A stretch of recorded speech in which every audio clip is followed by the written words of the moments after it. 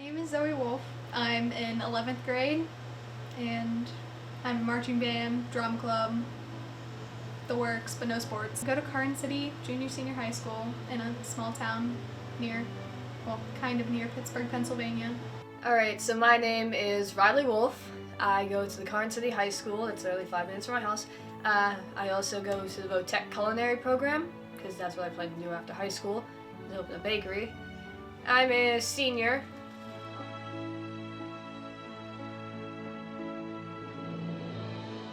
We got shut down March 13th when Tom Wolfe closed the state, and we were completely virtual until the end of last school year.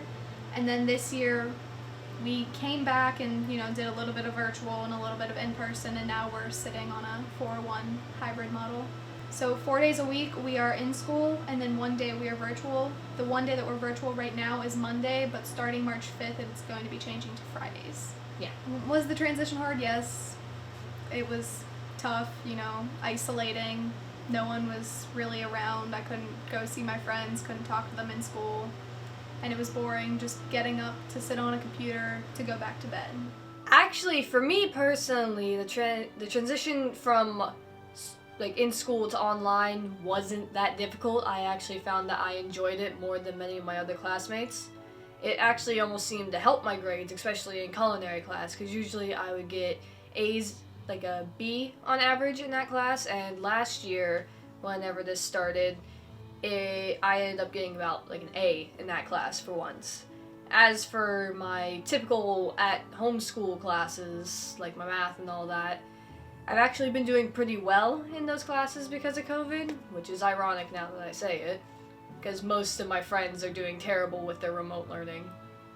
Do I plan to stay online through college? Yes, I do actually. I found that staying online in college would actually be one of my cheaper options than if I was to actually go there. Obviously, you don't have to pay for food or boarding or anything like that, and I want to try and graduate from college with as little debt as possible, considering my life goals.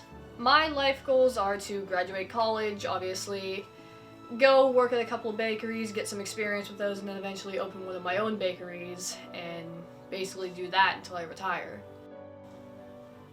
Well, I do believe COVID will affect the plans in the essence of this might end up becoming a regular thing, because it's basically like the common cold, so I may have to implement mask procedures if I do open a bakery, but I'm probably not going to be opening a bakery for maybe another 10-15 years because I want to make sure I get enough experience. So by then, either the entire thing will basically be treated like the common cold and no one will worry about it, or we may even still be in a pandemic if we don't get this cleared up. Question: what is your my end goal in life? I want to go on to medical school and become a doctor, possibly a radiologist or an anesthesiologist. I really want to help people and make a small difference in this world, since you can't expect everyone to make a huge one. I think COVID has affected this. From what I've heard from other doctors is that some medical schools have actually completely dropped their tuition just to get more people into the field, and a lot of universities are online, so rates are lower, and COVID may never go away, so that's something we will continue to live with, and people will just eventually adapt. It does make me more motivated to go to school knowing what I know, because I have more access to things that I may not have had, and I know that if I work hard I can make a change. I do a fair amount in my school, marching band mostly, and then drama club with variety shows and musicals. And with marching band this year, we weren't allowed to go to any away games and almost weren't allowed to attend the home games. So that means we would have done our 2 weeks of band camp to learn the sets and the music all for one video performance, and then we wouldn't do anything else for the rest of the year. And as for musical, we're still doing one this year, which we're really thankful for. And it's a little bit different. We have to wear masks at all practices, no matter what, even when singing. And we had to open up our last tech week, which we normally use the first 2 or 3 days to refine the show before we put it on performance. we're opening that up entirely to performances so more kids can have a chance to have their parents and family members see them. When singing, our music director usually does try to tell us, sing out, sing louder. She can't hear us behind the masks as well. She can't hear us vocalizing and trying to make out every word. So she is confused when it comes to trying to conduct us and lead everything. Well, my passions are things such as video games, cooking, occasionally drawing, and generally collecting figures and stuff like that.